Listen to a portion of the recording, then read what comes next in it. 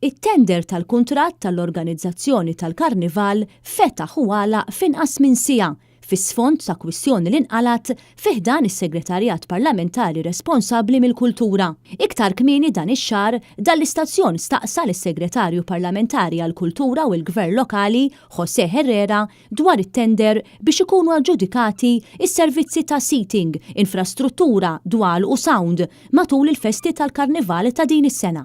José Herrera wieġeb illi ma jidħolx f'dawn id-dettalji, imma saħaq li l-proċeduri li qed jintużaw huma l-istess li ntużaw fl-aħħar 3 edizzjonijiet tal-Karnival ta' Malta. Ma nafx onestament, ma tħallx fiha dik in-nitty-gritty. Iżda dak li sostna magħna Segretarju Parlamentari Herrera mhux korrett. Normalment it-tender għal dawn is-servizzi matul il-ġranet tal-Karnival joħroġ fi Jannar, inkluż kif ġara s-sena li għaddiet minkejja li konna fl-eqqel tal-kampanja elettorali.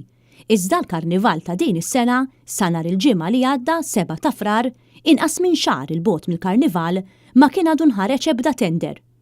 Il-ġimgħa war nofsinhar ċempilna lid-Dipartiment tal-Kultura biex nistaqsu x'sar minnu dan it-tender. Bit-tweġiba tkun li t-tender ħareġ propju ftit tal-mumenti qabel. Dik ħarġet ta' tiġi għaliha. Ħarġet it-tender? Iva. All right. Issa dak kif ħarġet, issa. Issa, fehmta. All right. Staqsejna jekk kienx hemm xi problemi brabta ma' dan id-dewmien u tweġiba kienet illi t-tender ma setax joħroġ qabel ma jkun ippubblikat fil-Gazzetta tal-Gvern. Għalli, kien hemm xi problema ma? Sorry? Kien hemm xi problema? Le, għax dik ridet toħroġ fil-Gazzetta tal-Gvern l-ewwel.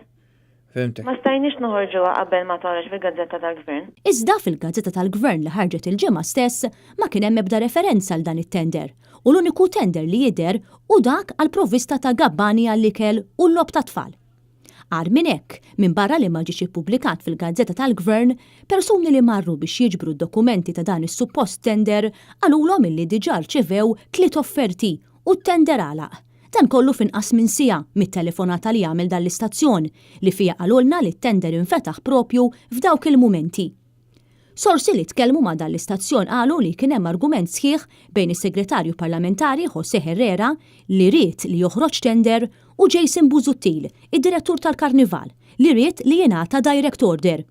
Huwa mifhum li Jason Busuttil u qrib ħafna u għandu l-appoġġ taċ-Chairman tal-Kumitat tal-V18, Jason Mikallef, u kif żvolġew l-affarijiet jidher li għaddiet ta' Busuttil u Mikallef.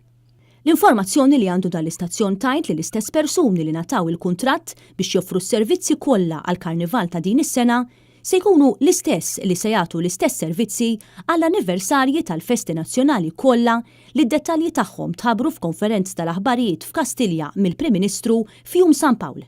Jirriżulta li dan il-konsorzju jismu TEC Limited. Fi kliem ieħor se jkun dejjem l-istess grupp ta' nies li ser jorganizza l-attivitajiet li jfakru l-35 anniversarju ta' Jum il-Ħelsien, l-10 anniversarju ta' Sħubija ta' Malta fl-Unjoni Ewropea, il-50 anniversarju mill-kisba tal-Indipendenza u l-40 anniversarju minn meta Malta saret Repubblika. Sadan it-tant persuni li kuntattjaw lil dan l-istazzjon għalulna li meta marru għal permess biex jarmaw fil-Karnival kif jagħmlu s-soltu intalbu l-ħalsu 250 euro. Dan meta fis-snin li għaddew il-ħlas li s-soltu kien jintalab kien ta' 23 euro.